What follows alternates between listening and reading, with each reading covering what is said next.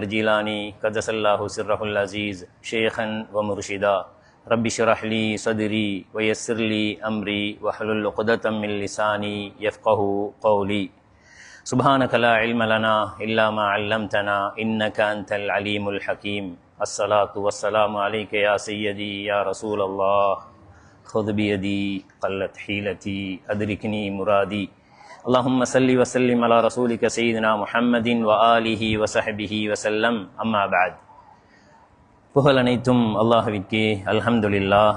சலாத் எனும் கருணையும் சலாம் எனும் ஈடேற்றமும் எங்கள் தலைவர் எம் உயிரிலும் மேலான கண்மணி நாயகம் முஹம்மது ஸல்லல்லாஹு அலைஹி வஸல்லம் அவர்கள் மீதும் அவர்களுடைய பரிசுத்த குடும்பத்தார்கள், மனைவிமார்கள் மற்றும் உலமாக்கள், சஹாபாக்கள், மஷாயிஹமார்கள், முஸ்லிமான ஆண் பெண் அனைவர்கள் மீதும், குறிப்பாக இங்கு அடங்கப்பட்டிருக்கின்ற சுல்தானுல் லோலியா ஷேக் அஷ்ரஃப் அல் அத்னி ரதியல்லாஹு தஆலா அன்ஹு அவர்கள் மீதும் உண்டாவதாக. ஆமீன் யா ரப்பல் ஆலமீன். எமது மஷாயிஹ்மார்களான சையதுனா ஷேக் இப்னு முஹம்மது அல் ஜுஃப்ரி, சையதுனா ஷேக் அப்துல்லா அஹமத் பாஃபகி, சையதுனா ஷேக் ஹசன் பின் உஸ்மான் அல் மக்தூமி, ஷேக்னா ஷேக் இஸ்மாயில் பர்பலி, ஷேக் அப்துல் காதர், ஷேக் முஹம்மது அப்துல்லா, ஷேக் ஹம்சா மற்றும் எனது பெற்றோர்கள், அவர்களுடைய சகோதரர்கள் அனைவர்களுடைய வசீலாவையும் துஆபரக்கத்தையும் கொண்டு இந்த சிறப்பான மஜ்லிஸை ஆரம்பம் செய்கின்றோம்.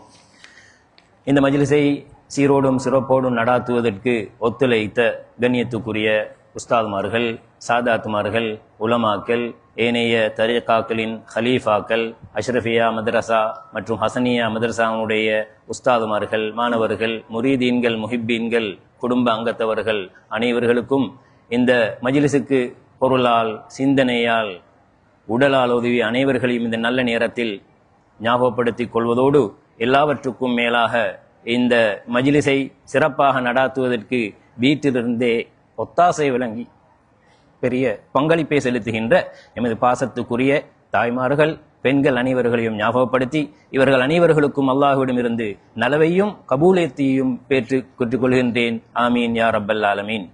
சுமார் 126 வருடங்களுக்கு முன்னால் எமது பார்ட்னரார் ஷேக் சங்கைக்குரிய ஷேக் முஹம்மது அப்துல்லா பின் ஷேக் இஸ்மாயில் ரஹ்மத்துல்லாஹி அலைஹி அவர்கள் புனித தீனுல் இஸ்லாத்தை படித்துக் கொடுப்பதற்காக வேண்டி இந்த சிறப்பான மஜ்லிஸை சிறப்பாக செய்து வந்தார்கள். அதே அடிச்சுவட்டில் ஷேഖி முரப்பி ஷேக் ஹம்சா ஆலிம் ரஹ்மத்துல்லாஹி அலைஹி அலவியத்துல் காதிரி அவர்களையும், ஷேக் ஷுஐப் ஆலிம் ரஹ்மத்துல்லாஹி அலைஹி அவர்களையும், எமது தகப்பனார் ஷேக் காலிப் அலவி ரஹ்மத்துல்லாஹி அலைஹி அவர்களையும், அவர்களுக்கு ஒத்தாசையாக இருந்த அவர்களது சகோதரர்களான ஷேக் ஃபுலைல் மற்றும் ஷேக் சாலிம் அவர்களையும் நன்றியுடன் ஞாபகப்படுத்திக் கொள்கின்றோம். அத்துடன் இந்த மஜ்லிஸை சுமந்திருக்கும் கெச்சிமலை தர்கா ஷரீப் யமன் நாட்டைச் சேர்ந்த அதின் பிரதேசத்தில் சுல்தான் லோலியா ஷேக் அஷ்ரஃப் வலியுல்லா ரலியல்லாஹு தஆலா அன்ஹு அவர்கள் அடங்கப்பட்டிருக்கின்ற புனிதமான இடமாகும் என்பதையும் ஞாபகப்படுத்திக் கொள்கின்றோம். இப்படியான மஜ்லிஸ்களில் கலந்து கொள்வதற்கும் பரக்கத்து பெற்றுக் கொள்வதற்கும் அல்லாஹ் நமக்கு தௌஃபீக் செய்திருக்கின்றான். அதற்கு அல்லாஹுக்கு நாம் நன்றி பாராட்ட கடமைப்பட்டிருக்கின்றோம். அல்லாஹு தஆலா இப்படிப்பட்ட நல்ல மஜ்லிஸ்களில் மென்மேலும் கலந்து கொள்வதற்கும் அதை செய்பவர்களை ஊக்குவிப்பதற்கும் அல்லாஹ் நமக்கு அருள் பாலிப்பானாக. ஆமீன் யா ரப்பல் ஆலமீன்.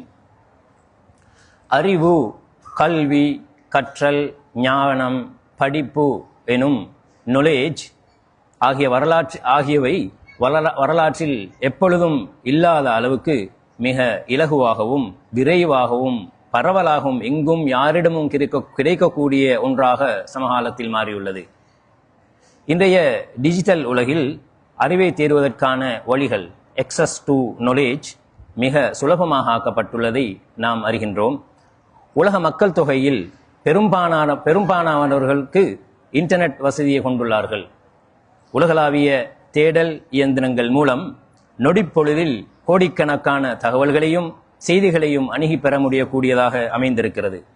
ஸ்மார்ட் போன்களின் பரவலாகியதன் விளைவாக வாசிக சாலைகள் கூட தேவையில்லாமல் ஆகிவிட்டது.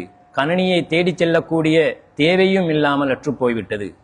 ஒரு துறையை பற்றியுண்டான அடிப்படை அறிவை விக்கிபீடியா போன்ற தளங்கள் மூலம் இலகுவாக பெற்றுக்கொள்ளவும் முடியுமாக இருக்கிறது. உலகில் சிறந்த பல்கலைக்கழகங்களின் பாடத்திட்டங்களையும் சான்றிதழ்களையும் யாருடைய தகுதியையும் பார்க்காமல் கட்டணமே இல்லாமல் அல்லது குறைந்த கட்டணத்திலோ எல்லோருக்கும் இலகுவாக கிடைக்க செய்யக்கூடிய நிலையில் நாம் இந்த சூழ்நிலையில் இருக்கின்றோம். செயற்கை நுண்ணறிவு AI ஆர்டிஃபிஷியல் இன்டெலிஜென்ட் கருவிகள் மூலம் ஒரு சிக்கலான கருத்தை அல்லது தகவலை எளிய முறையில் பெற வாய்ப்பும் உள்ளது. எந்த மொழியில் உள்ள அறிவையும் கிட்டத்தட்ட ஒரு நொடிப்பொழுதில் வேற மொழியில் மொழிபெயர்த்து வழங்குகின்ற தொழில்நுட்ப ஆற்றல் நம்மை மிகைந்துள்ளது. இவை அனைத்தும் மனிதன் அறிவின் உச்சத்தை அடைந்துள்ளான் என்பதை பிரதிபலித்து காட்டுகிறது. ஆனால் இந்த அறிவையும் செய்தியையும் தகவலையும் அவன் யாரிடம் இருந்து பெறுகின்றான், சோர்ஸ் ஆஃப் நாலேஜ் என்பதை பொருட்படுத்துவதில்லை. அல்லாஹ் அல் குர்ஆனிலே இப்படி சொல்கின்றான், அல்லமஹுல் பயான், அவனே தெளிவாக எடுத்துக்கூற பிரசாரம் செய்ய கற்றுக் கொடுத்தான் என்கின்றான். அல்லாஹ் மனிதனுக்கு கொடுத்த ஆற்றல், ஒன்றை கண்டுபிடிக்கக்கூடிய திறமை மூலமாக அவன் அறிவில் உச்சத்தை அடைந்தாலும் ஒரு மனிதனின் வாழ்க்கையின் நிம்மதியான உண்மையான பரஸ்பர உறவுகளும் குடும்பத்துடன் இருக்க வேண்டிய சந்தோஷம் மற்றும் உள ஆரோக்கியம் மனிதர்களிடமிருந்து படிப்படியாக குறைந்து கொண்டே செல்கின்றது. இதற்கு காரணம் என்ன? ஏன் மனிதன் இவ்வளவு அறிவையும் ஆற்றலையும் பெற்றும் தனக்குரிய மன அமைதியை பெற்றுக்கொள்ள முடியாது போனது? வாழ்வில் திருப்தியடைய செய்ய முடியாது ஏன் திணறுகிறான்? எங்கோ ஓரிடத்தில் நாம் பெறுகின்ற அறிவின் தன்மை, அதன் குறைபாடு அல்லது கோளாறு, இடர்பாடு இருப்பதாக தோன்றுகின்றதல்லவா? இஸ்லாத்திலே இதற்கு தீர்வு உண்டு. இதனை இவ்வாறு இஸ்லாம் பார்க்கிறது. இஸ்லாம் உலகியல் அறிவை ஒருபோதும் நிராகரிப்பதில்லை.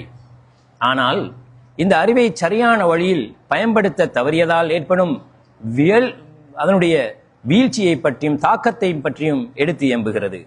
லௌகீக அறிவினால் வரும் விளைவு மற்றும் அதன் தாக்கம், ஆபத்து பற்றி அல் குர்ஆன் இவ்வாறு பிரஸ்தாபிக்கிறது. قال الله تعالى يعلمون ظاهرا من الحياة الدنيا وهم عن الآخرة هم غافلون. அவர்கள் இவ்வுலக வாழ்க்கையில் வெளிப்புற தோட்டத்தை மட்டுமே அறிகிறார்கள். ஆனால் மறுமையை பற்றி அவர்கள் அலட்சியமாக கவனமீனமாக இருக்கின்றார்கள் என்பதாக அல்லாஹு தஆலா சொல்கின்றான். இதன் மூலம் தொழில்நுட்பம் மற்றும் உலகம் பற்றியுண்டான அறிவு பெருகினாலும் மறுமை வாழ்வின் உண்மையான அறிவு மனிதனிடமிருந்து படிப்படியாக நீங்கிவிட்டது என்பதே உண்மை. அதிகமான தகவல்கள் தீமையிலிருந்து விலக்கி நன்மையை நாட தவறும் போது அந்த அறிவு பயனற்றதாக ஆகிவிடுகின்றது. இதனால் தான் நபிகள் நாயகம் ஸல்லல்லாஹு அலைஹி வஸல்லம் அவர்கள் இவ்வாறு துஆ செய்வார்கள், அல்லாஹும்ம இன்னி அஊது பிக மின் இல்மின் லா யன்ஃபா. யா அல்லாஹ், பயனளிக்காத அறிவை விட்டும் நான் உன்னிடம் பாதுகாப்பு தேடுகின்றேன் என்பதாக துஆ செய்வார்கள். லௌகீக கலை அல்லது அதன் வாசிப்பு போன்றன நடைமுறை வாழ்க்கைக்கு உதவுகிறது. ஒருவர் மற்றொருவரிடம் இருந்து அந்த கல்வியை பெறுவதால் இது யாரோ சொன்னது என்ற நிலையில் மற்றும் அங்கு அது நின்று விடுகின்றது. ஆனால் அவை ஆன்மீக தெளிவையோ நிரந்தர அமைதியையோ வாழ்க்கைக்கான நிம்மதியையோ அவை எப்பொழுதும் அளிக்கப் போவதில்லை.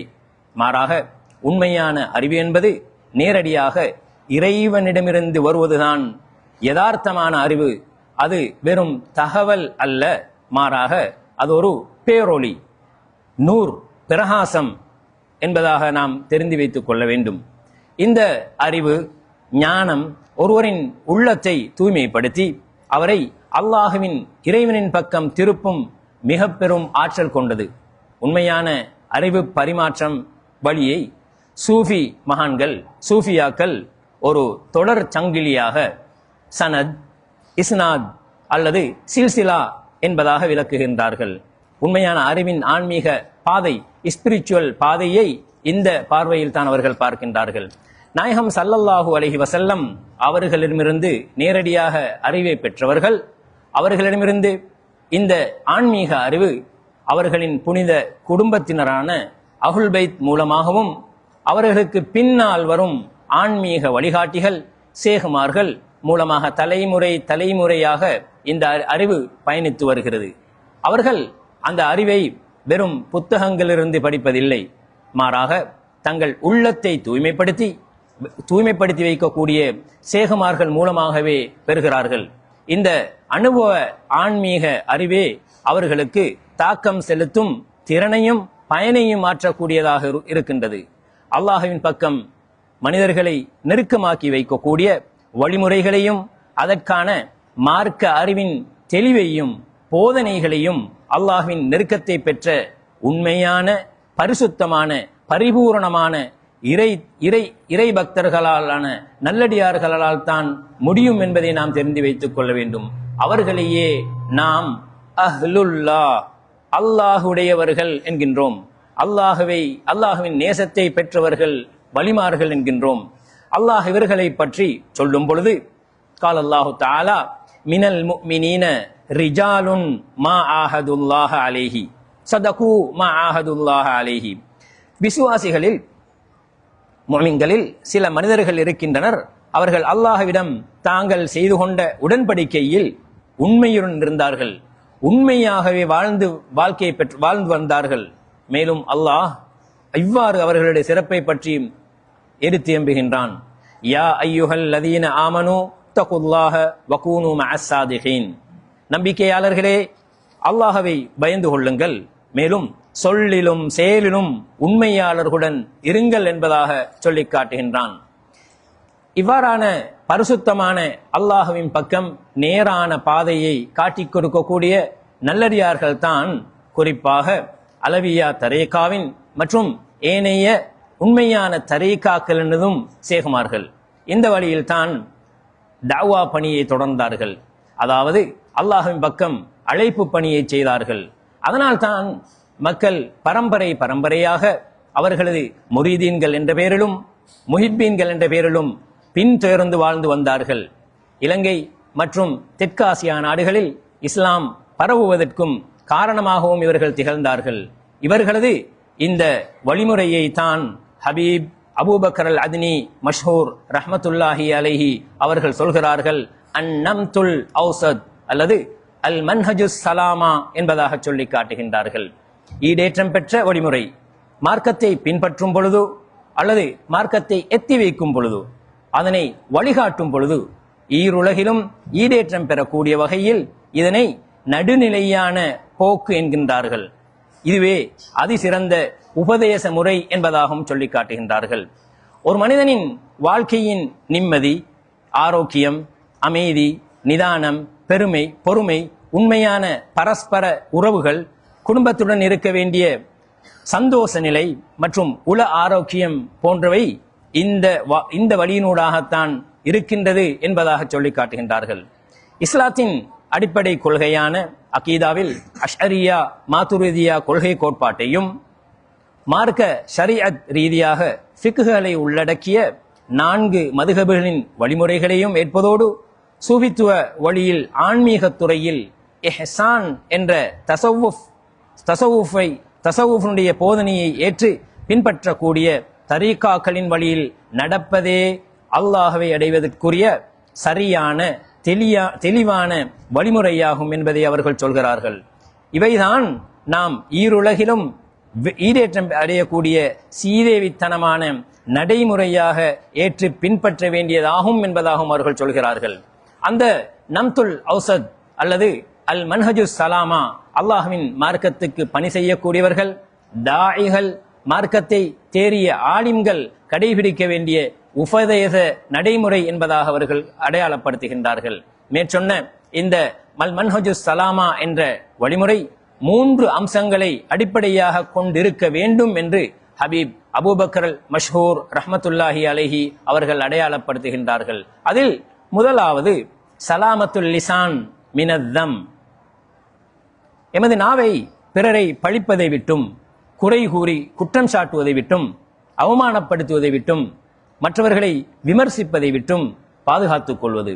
எமது தரீகாக்களை சேர்ந்த ஷேகுமார்களின் தஅவா கலமும் அதன் அணுகுமுறையும் இந்த சிறப்பம்சத்தை கொண்டதாகவே அமைந்திருந்தன.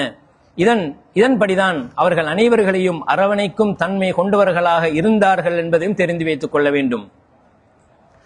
عن أبي موسى الأشعري رضي الله تعالى عنه سئل النبي صلى الله عليه وسلم أي المسلمين خير قال من سلم المسلمون من لسانه ويده. அபூ மூஸா ரலியல்லாஹு தஆலா அன்ஹு அவர்கள் சொல்கிறார்கள், ஸல்லல்லாஹு அலைஹி வஸல்லம் அவர்களிடத்திலே கேட்கப்படுகின்றது, முஸ்லிம்களிலே சிறந்தவர்கள் யார் என்று. அதற்கு ஸல்லல்லாஹு அலைஹி வஸல்லம் அவர்கள் சொல்கிறார்கள், எவருடைய நாவு மற்றும் கையினால் மற்ற முஸ்லிம்கள் நிம்மதியாக இருக்கிறார்களோ அவரே முஸ்லிம்களில் சிறந்தவராவார் என்கின்றார்கள். மற்றும் ஒரு ஹதீஸில் அன் ஸஹல் இப்னு ஸஅத் ரலியல்லாஹு தஆலா அன்ஹு அன்ன ரசூலுல்லாஹி ஸல்லல்லாஹு அலைஹி வஸல்லம் قال من يضمن لي ما بين لحييه وما بين رجليه اضمن له الجنة.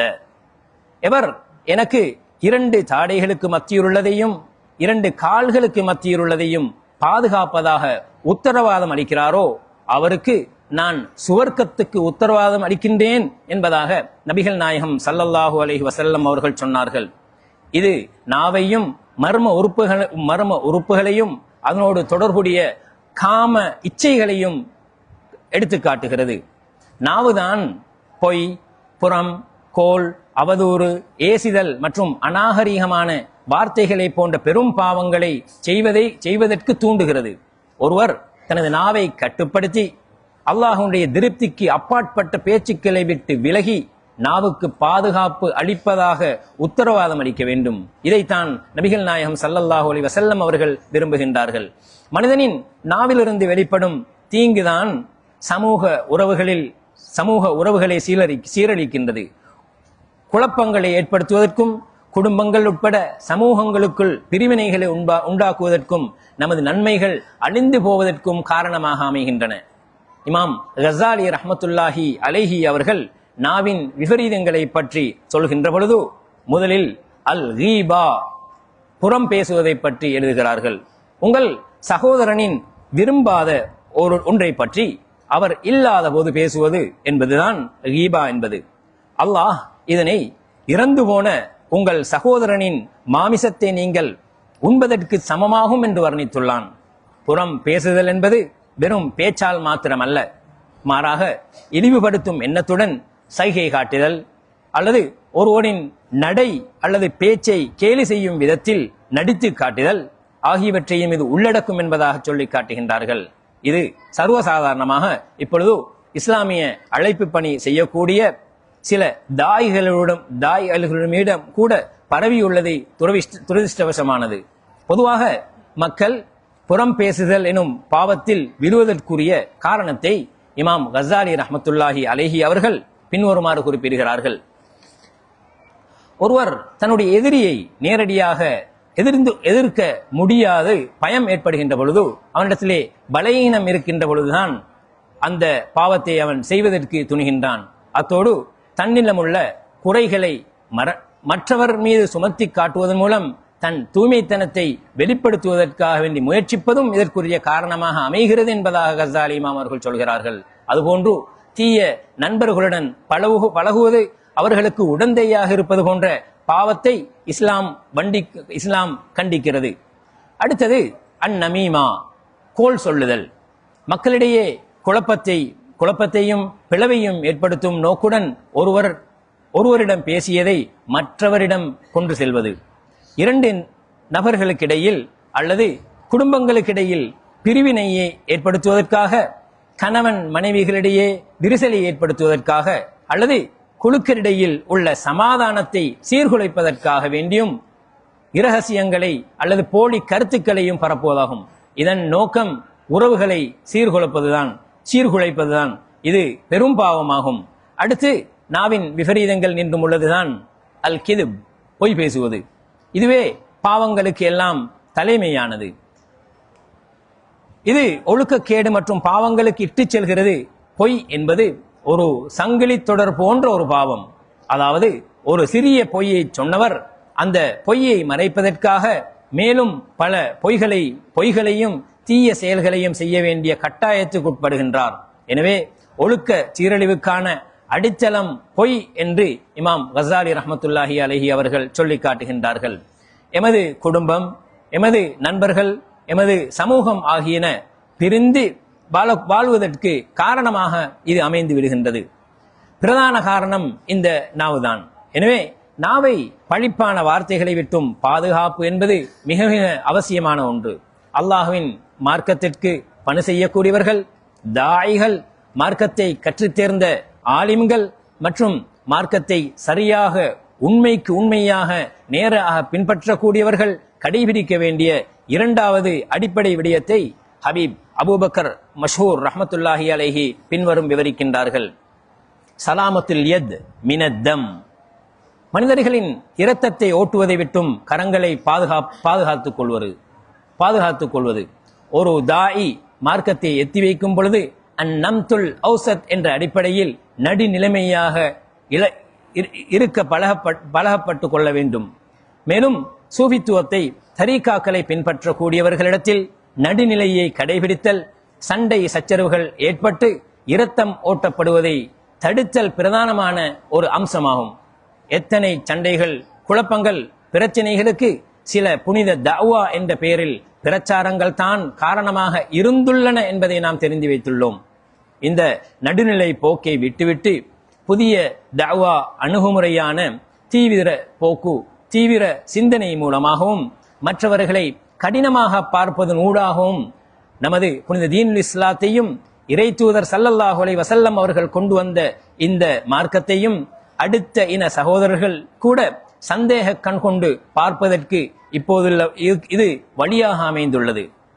மார்க்கத்தை சொல்லிக் கொடுக்கக்கூடிய ஒரு மௌலவி, ஒரு ஆலிம், ஒரு அறிஞர் தம்மை எவ்வாறு அடையாளப்படுத்திக் கொள்ள வேண்டும் என்பதையே இது நமக்கு தெளிவாக எடுத்து காட்டுகிறது.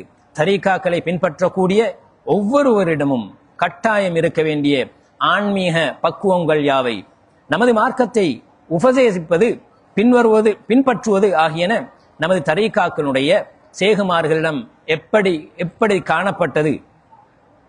அவர்களுடைய இந்த முன்மாதிரி தான் அழகான முன்மாதிரியாக இருந்தது.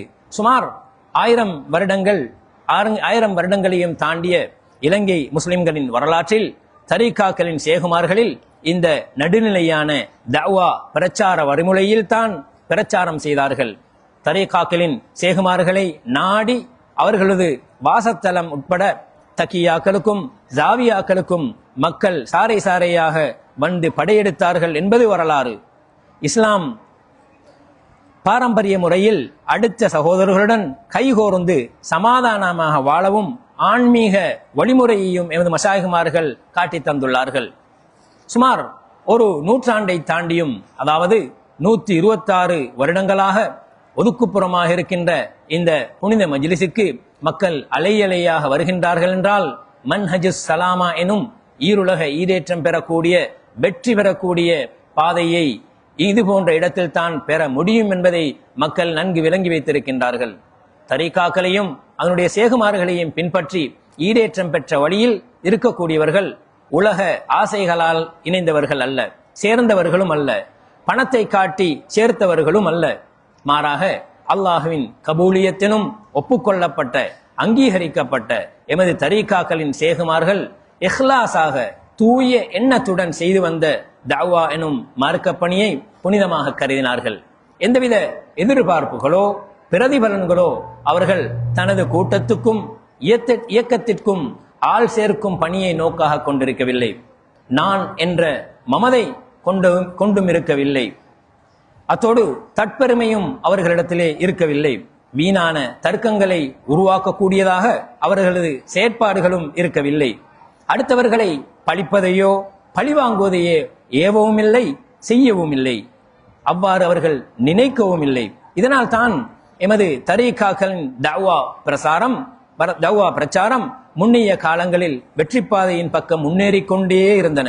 இப்படிப்பட்ட சேகுமார்களால் தான் மக்களுக்கு மத்தியில் இரத்தம் சிந்தப்படுவதை தடுக்க முடிந்தது. மனிதர்களின் இரத்தம் சிந்துவதிலிருந்து கைகளை பாதுகாப்பது என்பது சூஃபித்துவ தரீகாவின் கோட்பாடாகவே ஆன்மீக ஞானிகள் மக்களுக்கு போதித்தார்கள். அத்தீனு கால ரசூலுல்லாஹி ஸல்லல்லாஹு அலைஹி வஸல்லம் அத்தீனு யுஸ்ருன், மார்க்கம் என்பது இலேசானது, இஸ்லாம் மார்க்கம் எளிமையானது என அல்லாஹ்வின் தூதர் ஸல்லல்லாஹு அலைஹி வஸல்லம் அவர்களுடைய ஹதீஸ் நமக்கு எடுத்து காட்டுகிறது. இஸ்லாம் மார்க்கம் அதன் சட்டங்கள், கடமைகள், நடைமுறைகள் ஆகியவற்றில் இலகுவான தன்மையை போதித்தார்கள் நமது ஷேகுமார்கள். இஸ்லாத்தின் அழகை, கருணையை, மன்னிப்பை மற்றும் பிறருக்கு எளிமைப்படுத்தக்கூடிய தன்மையுடன் அவர்கள் போதித்தார்கள். பெரும்பான்மையான ஷேகுமார்கள் வெளிநாடுகளிலிருந்து வந்தும் கூட இலங்கை மண்ணின் தஅவா பிரச்சாரத்தை ஆரம்பிக்க முன் இந்த நாட்டின் சூழலை புரிந்து கொண்டே களத்தில் இறங்கினார்கள். சிறுபான்மையாக வாழும் முஸ்லிம்களுக்கு நடைமுறை வாழ்க்கைக்கு தேவையான மார்க்க சட்டதிட்டங்களையும் கடமைகளையும் இந்த நாட்டின் சூழலுக்கு பொருந்தும் வகையிலேயே அமைத்து கொடுத்தார்கள். இங்கே அவர்கள் தாவா செய்தார்கள். வெளிநாடுகளின் நிகழ்ச்சி நிரலையோ அரபு நாடுகள் அல்லது அதன் சூழலுக்கு பொருத்தமான போக்குகளையோ இலங்கையில் அவர்கள் அறிமுகப்படுத்தவில்லை. இந்த நாட்டில் செய்த அவர்களது தாவா பிரச்சாரம் இந்த நாட்டுக்கு பொருத்தமானதாகவே இருந்தது. அவர்களது சொந்த பணத்தில் தான் அவர்கள் தாவாவும் செய்தார்கள். ஃபிக்ஹுல் அவுலவியாத் என்று சொல்லப்படக்கூடிய முன்னுரிமை, முதன்மை அல்லது முதன்மைப்படுத்தப்பட வேண்டிய ஃபிக்ஹ் சட்டங்கள் பற்றி எமது ஷேகுமார்கள் நன்கு விளங்கி வைத்திருந்தார்கள். ஒரு முஸ்லிம் தனது வாழ்வில் செய்ய வேண்டிய காரியங்களையும் கடமைகளையும் முக்கியத்துவத்தின் அடிப்படையில் வரிசைப்படுத்தி மிக முக்கியமானது எது, அதைவிட முக்கியம் குறைந்தது எது என்பதை பிரித்தறிந்து இலங்கை மண்ணில் இந்த நாட்டு மக்களுக்கு ஏற்ப விதத்தில் எமது ஷேகுமார்கள் தமது தரீகாக்களின் பிரச்சாரத்தை செய்தார்கள். அது மட்டுமல்லாமல் ஃபிக்ஹுல் அவுலவியாத், சிறுபான்மையினரின் சட்டம் என்பது இஸ்லாமிய நாடுகள் அல்லாத பிற நாடுகளில் சிறுபான்மையினராக வாழும் முஸ்லிம்கள் தங்கள் நம்பிக்கையையும் அடையாளத்தையும் பேணி பாதுகாத்து கொண்டே தாம் வாழும் நாட்டின் சட்டம் மற்றும் சமூகத்துடன் இணங்கி வாழ்வதற்காக தேவையான வழிகாட்டல்களையும் அவர்கள் வழங்கி அமைதியான சகவாழ்வை அமைத்து கொடுத்தார்கள். சுற்றியுள்ள சமூகத்திற்கு எந்தவித தீங்கும் ஏற்படாமல் சக இன மக்களுக்கும் அனைத்து படைப்பினங்களுடனும் அவர்கள் மத வேறுபாடுகளை பொருட்படுத்தாமல் நன்னடத்தையோடு ஒழுக்கமாக பழகுவதே எமது ஷேகுமார்கள் வழிகாட்டினார்கள். ஒரு முஸ்லிமுக்கு முதன்மையாக கொடுக்க வேண்டிய அஹ்லாக் எனும் நட்பண்புகள், சமாஹா எனும் விட்டு கொடுக்கும் மனப்பான்மை, சிதுக் எனும் உண்மை, நாணயம், அமானா எனும் அமானிதத்தை பேணுதல், ஹுஸ்னுல் வன் எனும் மற்றவரை பற்றி உண்டான நல்லெண்ணம், தபஸ்ஸும் எனும் புன் சிரிப்பு, சபுர் எனும் பொறுமை, தஸ்கியத்துன் நஃப்ஸ் எனும் உள தூய்மை, இஹ்திராம் எனும் அடுத்தவரை மதித்தல், ஹனான் எனும் எல்லோருடனும் இரக்கமாக நடந்து கொள்ளல், இக்ராம் எனும் அடுத்தவரை சங்கைப்படுத்துதல், அடுத்தவரின் கருத்துக்கு செவிமடுத்தல் போன்ற இஸ்லாத்தின் நல்ல அம்சங்களை அறிமுகப்படுத்தினார்கள். இதுதான் ஒரு தரீகாவை பின்பற்றக்கூடிய முரீதிடத்தில், முஹிப்பீன்களிடத்தில் இருக்க வேண்டிய முக்கியமான பண்புகளாகும். இதுதான் தஸவ்வுனுடைய வழியை பின்பற்றக்கூடியவர்களிடத்தில் அவசியம் வெளிப்பட வேண்டிய பண்புகள். இதன் பிறகுதான் தரீகாக்களின் அடுத்த அமல்களான திக்ர்களையும் இஸ்லாமிய சம்பிரதாய நிகழ்ச்சிகளை முக்கியத்துவம் கொடுத்து வாழ்ந்து காட்டினார்கள். யாரிடத்தில் மேற்கூறப்பட்ட அந்த அம்சங்கள் இல்லையோ அவருக்கும் இஸ்லாமிய பிரச்சாரத்துக்கும் தொடர்பு இல்லை என்பதை அவர்கள் வாழ்வியலில் எடுத்து காட்டினார்கள். இந்த அம்சங்கள் தான் ஷேகுமார்களின் தஅவா பிரச்சாரத்தில் வெற்றியின் இரகசியமாகவும் இருந்தது.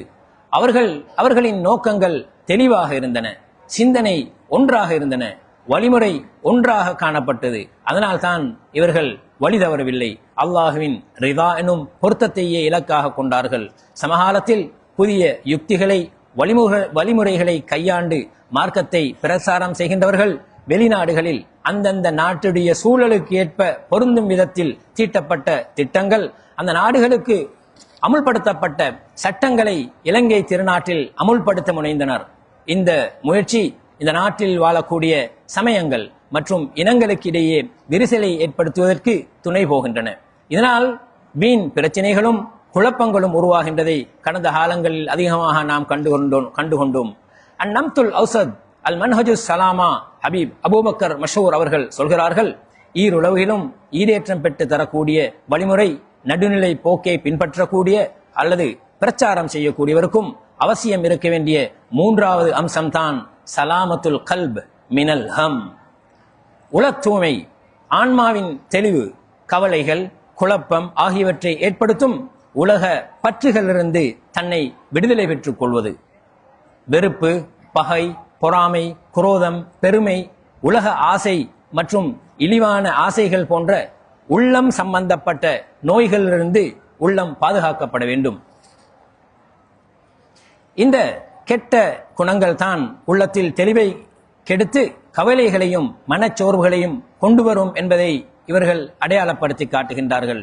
இதை சூஃபித்துவ பாசையில் சொல்வதாக இருந்தால் தத்ஹீருன் நஃப்ஸ் மின் அம்ராதில் குலூப், பொறாமை, அகங்காரம், ஆணவம், பேராசை, கர்வம், முகஸ்துதி போன்ற இந்த உள்ளம் சம்பந்தப்பட்ட கெட்ட குணங்கள் மற்றும் மனநோய்களிலிருந்து மனிதனின் உள்ளத்தையும் ஆன்மாவையும் சுத்தம் செய்யக்கூடியது என்பதாக அவர்கள் அடையாளப்படுத்துகின்றார்கள். தஸ்கியத்துன் நஃப்ஸ், இந்த நோய்க்கு ஆன்மீக அறிவு கொண்ட உள தூய்மையை அடைந்த சேகுமார்களாலே மருந்து செய்து குணப்படுத்த முடியும். சூஃபியாக்களுடைய பார்வையில் அல் இஸ்ம் சிறிய பாவங்கள், அஸ்ஸைக் நிலையான நேர்வழியிலிருந்து திசை திரும்பி வழிகேட்டின் பக்கம் சாய்தலும், அல் கில் எனும் உள்ளத்தில் ஏற்படக்கூடிய துவேஷம், வஞ்சகம், குரோத உணர்வு பற்றி அல்லாஹ் இப்படி சொல்கின்றான். வலா தஜ்அல் ஃபீ குலூபினா கில்லன் லில்லதீன ஆமனு, ஈமான் கொண்டவர்களை குறித்து எங்கள் உள்ளங்களில் எந்த குரோதத்தையும் நீ ஏற்படுத்தாதே என்பதாக அல்லாஹ்விடத்திலே துஆ செய்வதை அல்லாஹ் அல் குர்ஆனிலே சுட்டி காட்டுகின்றான். அல் கித்தா எனும் கடுகடுப்பான வறண்ட உள்ளம், உள்ளத்தில் மெல்லினம் இல்லாமல் இருப்பது, இரக்கப்பாடு இல்லாமல் இருப்பதையும் தவிர்த்து கொள்ள வேண்டும். அந்நிஃபாக் நயவஞ்சகத்தனம் மிக மோசமான உள்ளம் சம்பந்தப்பட்ட நோய், இரண்டு முகங்களை கொண்டு நடப்பது பற்றி அல்லாஹு தாலா அல் குர்ஆனில் இப்படி கூறுகின்றான். قال الله تعالى في قلوبهم مرض فزادهم الله مرضا, அவர்களின் உள்ளங்களில் ஒரு நோய் இருக்கின்றது, அல்லாஹ் அதனை அவர்களுக்கு மேலும் அதிகமாக்கிவிட்டான் என்பதாக சொல்லுகின்றான். அபூ ஹுரைரா ரலியல்லாஹு தஆலா அன்ஹு அவர்கள் சொல்கிறார்கள், அல் கல்பு மலிகுன் வல் அவாஉ ஜுனூதுஹு ஃபைதா தாபல் மலிகு தாபத் ஜுனூதுஹு வ இதா ஹபஸல் மலிகு ஹபஸத் ஜுனூதுஹு. ஒருவருடைய உள்ளம் அரசன் போன்றது, உறுப்புகள் அதன் படைகளை போன்றது. அரசன் நன்றாக இருந்தால் அவனது படைகளும் நன்றாக இருக்கும், அரசன் கெட்டுவிட்டால் அவனது படைகளும் கெட்டுவிடும் என்பதாக சொல்கின்றார்கள். சலாமத்துல் கல்ப் என்ற உள்ளத்தை ஈடேற்றப்படுத்தக்கூடிய அம்சங்களை தான் சேகுமார்கள் போதித்தார்கள். அந்நுஅமான் பின் பஷீரின் ரலியல்லாஹு தஆலா அன்ஹு قال سمعت النبي صلى الله عليه وسلم يقول الا وان في الجسد مضغة اذا صلحت صلح الجسد كله واذا فسدت فسد الجسد كله الا وهي القلب. அறிந்து கொள்ளுங்கள், நிச்சயமாக மனித உடலில் ஒரு சதை துண்டு உள்ளது, அது சீராக இருந்தால் உடல் முழுவதும் சீராக இருக்கும், அது சீர்குலைந்து விட்டால் உடல் முழுவதும் சீர்குலைந்து விடும் என்பதாக சொல்லி காட்டுகின்றார்கள். சலாமத்துல் அக்லி ஃபி சலாமத்தில் கல்ப் என்பார்கள் சூஃபியாக்கள். உள்ளம் சுத்தமாக இருக்கும் போதுதான் புத்தியும் ஈடேற்றம் பெறுகிறது. எனவேதான் சேகுமார்கள் முதலில் மனிதர்களை பரிசுத்தம் செய்யும் வேலையை பார்த்தார்கள், உள்ளத்தை பரிசுத்தம் செய்யும் வேலையை பார்த்தார்கள். அல் இன்சானு கபில் அல் புன்யான், ஹபீப் அபூபக்கர் மஷூர் அவர்கள் அடிக்கடி சொல்வார்கள், அல் இன்சானு கபில் அல் புன்யான், பெரும் கட்டிடங்களுக்கு பதிலாக மனித கட்டிடத்தை கட்டப்பட வேண்டும் என்பதை ஞாபகப்படுத்துவார்கள். ஹபீப் அலி அல் ஜுஃப்ரி பாலவியா தரீகான் மிக முக்கியமான இப்பொழுது வாழ்ந்து கொண்டிருக்கக்கூடிய ஒரு ஷேக் அவர்கள் சொல்வார்கள், அல் இன்சானியா கபில ததையுன், மார்க்கத்தை பின்பற்றுவதற்கும் அந்த மார்க்கத்தை அடுத்தவருக்கு எடுத்துச் சொல்வதற்கும் முன்னால் இன்சானியா எனும் மனித நேயமும் புரிந்துணர்வையும் நல்லொழுக்கத்தையும் ஊக்குவித்தார்கள். மார்க்க சடங்குகளையும் தோற்றங்களையும் விட நல்லொழுக்கங்களுக்கும் முன்னுரிமை பெற வேண்டும், நல்லொழுக்கங்கள் முன்னுரிமை பெற வேண்டும். இதில் தான் சரியான நிலையான ஆன்மீகம் சார்ந்த சூஃபித்துவ வழி இருக்கிறது என்பதை அவர்கள் போதித்தார்கள். வெறுமனே ஆன்மீகத்தையும் திக்ர் மஜ்லிஸ்களையும் மௌலித் ராத்திப் போதனைகளையும் மாத்திரம் அவர்கள் போதிக்கவில்லை, மாறாக ஒரு பலமான சமூகத்தை கட்டியெழுப்ப உற்சாகமூட்டினார்கள்.